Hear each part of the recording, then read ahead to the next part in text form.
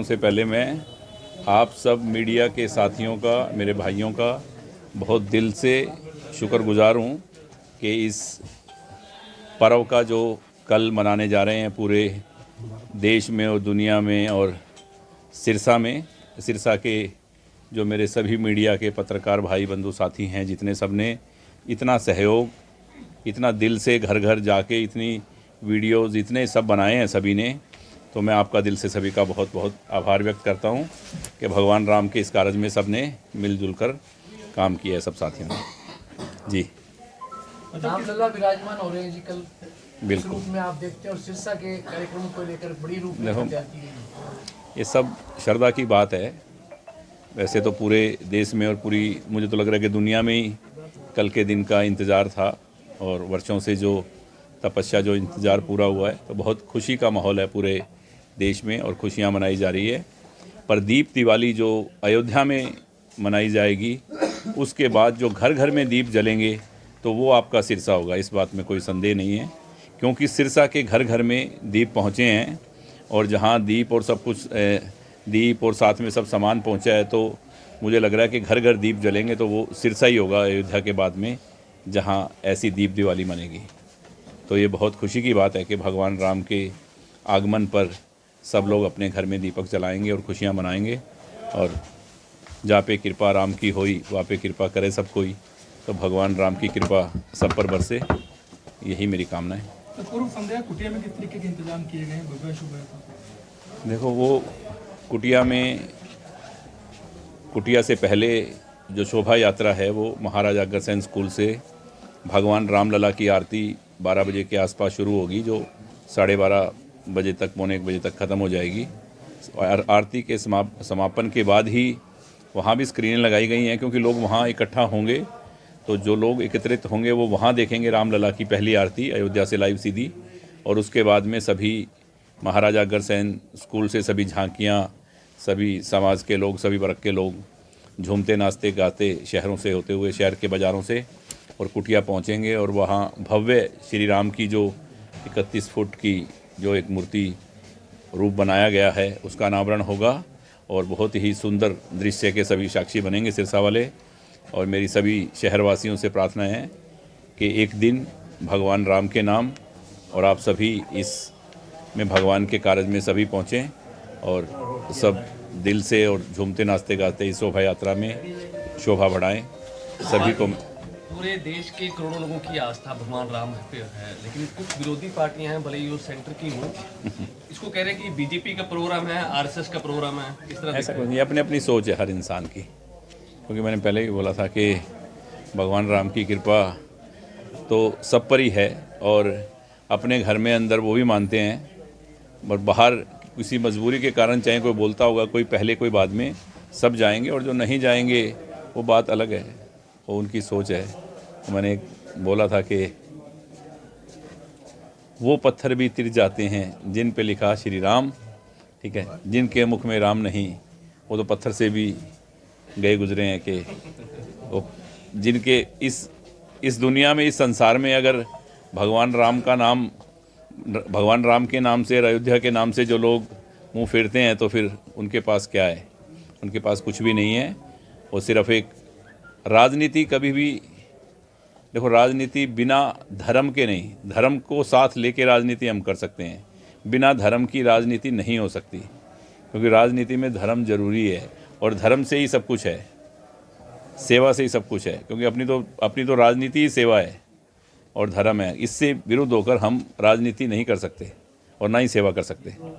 तो धर्म के साथ चल रहे हैं सभी। सनातन धर्म के लिए आज जो बीड़ा उठाया प्रधानमंत्री जी ने, और देखो, एक लगन से, एक निष्ठा से ये कार्य पूरा हुआ है। आज हम कुछ भी कहें, पर चाहे कोर्ट में, चाहे कहीं भी, जब एक इंसान की अच्छी सोच के साथ कोई भी कार्य पूर्ण होता है, तो ये आज वर्षों के बाद जो हमें दिन देखने को मिला है, हम बहुत सौभाग्यशाली हैं।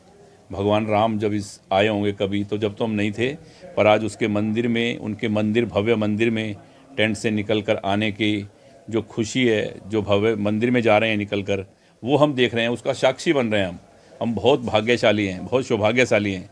मैं तो ये कहूँगा कि आज इतना खुशी का दिन हम देखेंगे, क्योंकि हमारी हमारे बुज़ुर्गों ने वो दिन नहीं देखा, तो आज हम ये दिन देखने को मिल रहा है, तो हम सब अपने आप को बहुत ही सौभाग्यशाली समझें। विधायक जी, आपकी तरफ से उन नेताओं को भी न्योता दिया गया जो लोग नई सुविधा में। अच्छा, मैंने देखो, सिरसा में तो मैं कभी भेदभाव नहीं करता, और सिरसा में हमारे लिए तो हर इंसान बराबर है। हमने सभी को न्योता दिया है, और सभी से मेरा अनुरोध है, सभी से मेरी प्रार्थना है कि भगवान के राम के इस कारज में, क्योंकि मंदिर और धार्मिक स्थल, गुरुद्वारा, मंदिर, ये सब किसी एक इंसान के नहीं है, सबके लिए हैं। सबके लिए धर्मशाला हुई, मंदिर हुआ, गुरुद्वारा हुआ, कोई भी इंसान जा सकता है, कोई भी अपनी पूजा कर सकता है, कोई भी अपनी कामना रख सकता है, मांग सकता है कुछ भी, तो ये सबके लिए है। तो वैसे ही ये तो मंदिर में जाना है, तो कुटिया में जाना है सबको, तो इसमें राजनीति वाली कोई बात नहीं है। शोभा यात्रा में और जो आपके कुटिया में समागम है, कितने लोगों की पहुंचने की उम्मीद है? देखो, मैं तो ये कहूँगा कि हर घर से लोग आएँ, हर घर से बच्चा आए, क्योंकि ये तो है नहीं कि एक परमानेंट काम है जो हमें रोज़ करना है। ये तो एक दिन भगवान राम के नाम, तो एक दिन तो इंसान भगवान को दे सकता है अपना, कि ठीक है, आप लोगों ने भी इतनी मेहनत की है, गली गली सब लोग आप गए हैं, वीडियो बनाए हैं, मैं देख रहा था बहुत दिन से, सब साथियों ने बहुत मेहनत की है, तो सभी का बहुत धन्यवाद। और सभी शहरवासियों से एक बार फिर निवेदन करूंगा, कल ज़्यादा से ज़्यादा संख्या में बाहर आएँ, और भगवान राम के प्रति जो आपका प्यार, जो विश्वास, जो प्रेम है, वो लोग देखें, और सिरसा का नाम, इस धर्म नगरी का नाम पूरे हिंदुस्तान में हो कि हाँ, अयोध्या के बाद अगर दीप दिवाली और भव्य शोभा यात्रा कहीं निकली है तो वो सिरसा है। आज गौशाला को चेक दिया जी, कुल कितनी राशि के चेक दिए गए आपको? ये मैं 2 दिन पहले चंडीगढ़ गया था।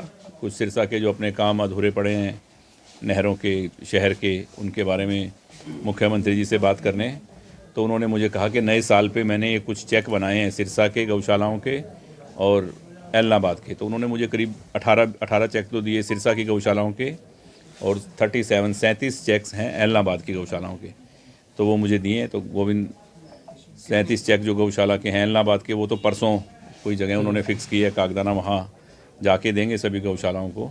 और सिरसा की सभी गौशालाओं को मैंने दे दिए। जैसे सिरसा गौशाला को करीब 19 लाख रुपए है, किसी को 2 लाख, किसी को 3 लाख, वो जितनी गायें जिन गौशालाओं में हैं जो उन्होंने लिखवाई हुई हैं, उस हिसाब से नए साल की शुरुआत जो मुख्यमंत्री जी ने की, वो गौओं के लिए 400, 500, 530, पता नहीं 630 करोड़ रुपए मुझे कह रहे थे, कितनी हज़ार गौशालाओं के लिए चेक काट कर किए। तो ये बहुत अच्छी सोच, एक अच्छी शुरुआत है कि हरियाणा के वासी खुशहाल हों, और गौ की पूजा, गौ को हम सब माँ मानते हैं।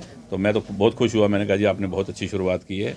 तो मेरी तरफ से और सिरसा वासियों की तरफ से और सभी गौशालाओं की तरफ से बहुत बहुत आपका धन्यवाद। तो वो चेक मैंने आज दिए हैं। विधायक जी, बड़ा प्रयास था मेडिकल कॉलेज के लिए, अब 16 को टेंडर शुरू हो गए, 29 तक खुलने हैं। देखो, टेंडर लग जाएंगे, टेंडर खुलेंगे, बनेगा।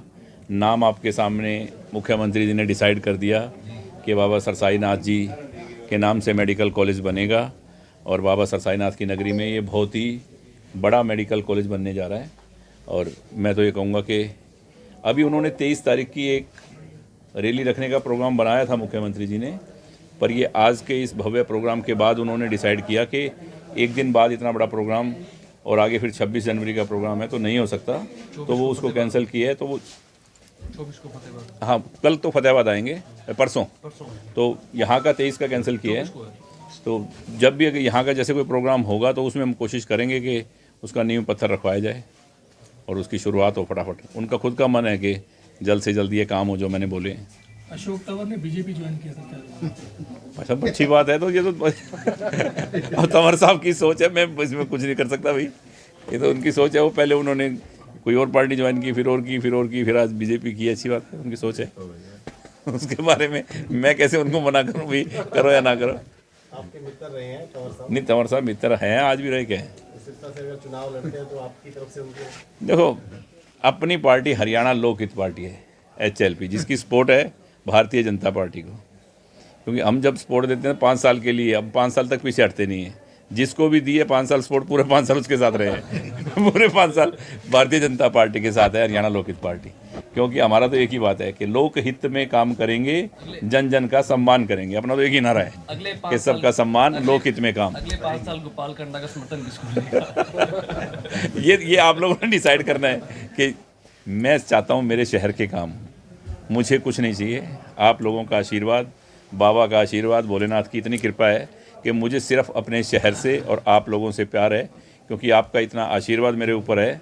ये बना रहे और शहर के मेरे काम हों, और सिरसा में जो भी काम पेंडिंग है, जो भी काम और होने हैं, जो नई स्कीम, जो नई प्रपोजल मैं सोच रहा हूँ कि यहाँ इंडस्ट्री लगे, रोज़गार मिले, नशा मुक्त हो, जो मैंने आगे के लिए स्कीमें सोची हुई हैं कि अगले 5 वर्ष में हों, जो ये करना चाहेगा मेरे शहरवासियों का मेरा समर्थन उसको आज ही है। एनडीए का घटक दल हो, विधायकी लड़ोगे या लोकसभा भी लड़ सकते देखो भैया, मैं बता दिया ना, ये भी कोई कुछ अभी ये सब पर्दे में है, ठीक है ना, अभी मत हटाओ आप। हाँ एक आपने गोपाल जी, सिरसा से लड़ेंगे फिर? देखो अभी कुछ नहीं कह सकते कि क्या होगा। सिरसा से भी लड़ सकते हैं, एलनाबाद से भी लड़ सकते हैं, क्या पता कहाँ मन करे। पूरे हरियाणा में हमारी पार्टी कहीं भी चुनाव लड़ सकती है, तो इसीलिए अभी कोई डिसाइड नहीं है कि मैं आपको बोलूं कि मैं सिरसा से लड़ूंगा या एलनाबाद से लड़ूंगा, ठीक है ना। एक आपने कई मुख्यमंत्रियों के साथ काम किया, हुड्डा साहब हैं, खट्टर साहब हैं, उससे पहले चौटाला साहब भी थे। अब तक आपको मुख्यमंत्री कौन सा बढ़िया लगा हरियाणा का? क्या देखो ऐसा है कि आपने तो वो बात कर दी कि अब कहते हैं कि किसको बुरा कहें किसको भला, पर सच्चाई है कि देखो सोच होती है हर इंसान की अपनी अपनी। जितने भी लोग हैं हम सबकी अपनी अपनी सोच है, अपनी अपनी समझ है। मैं हुड्डा साहब के भी साथ काम किया है और चौटाला साहब के साथ तो काम नहीं किया, पर अभय सिंह के साथ बहुत हाँ काम देखा है उनका करने का स्टाइल और सब कुछ। पर सच्चाई ये है कि सोच सबसे बढ़िया जो है अभी तक जो मैंने देखी है, सुनी थी मैंने, कि सोच सबसे बढ़िया हरियाणा के लिए चौधरी बंसीलाल जी की थी। उसके बाद अगर किसी की सोच है हरियाणा के लिए सबसे बढ़िया, तो वो हमारे मुख्यमंत्री, मैं तो कहूँगा चाचा चौधरी मनोहर लाल की है। वो चाचा चौधरी जैसे दिखते हैं, लोट पोट में नहीं होते हैं चाचा चौधरी लठ लेके। उनका दिमाग वाकई कंप्यूटर से तेज चलता है, कोई भी काम, कोई भी बात वो उनको याद रहती है। मैंने खुद ने उनको परखा हुआ है, क्योंकि मैं बिजनेसमैन भी हूँ, मैं बिज़नेस करता हूँ, तो मैंने उनको आजमाया हुआ भी है, कुछ बात बोल के भी। पर उनकी तरफ से जवाब जो आया, अब घर के लोग बैठे हैं सारे, मैंने उनको कहा कि सारी ज़िंदगी तो अपने को यहाँ रहना नहीं है, मैं आपको बाहर चंडीगढ़ में या दिल्ली में कहीं कोई फार्म हाउस बना देता हूँ, ठीक है ना। अभी वहाँ आप इसके बाद में आप वहाँ रहना आराम से। तो बोले यार गोपाल मैं क्या करूँगा, मेरे मरने के बाद मेरे भाई लड़ेंगे कि मेरा है मेरा है। तो मैं तो जो कुछ मेरे पास है वो लिख के जाऊँगा, प्रधानमंत्री फंड में दे दिया जाए।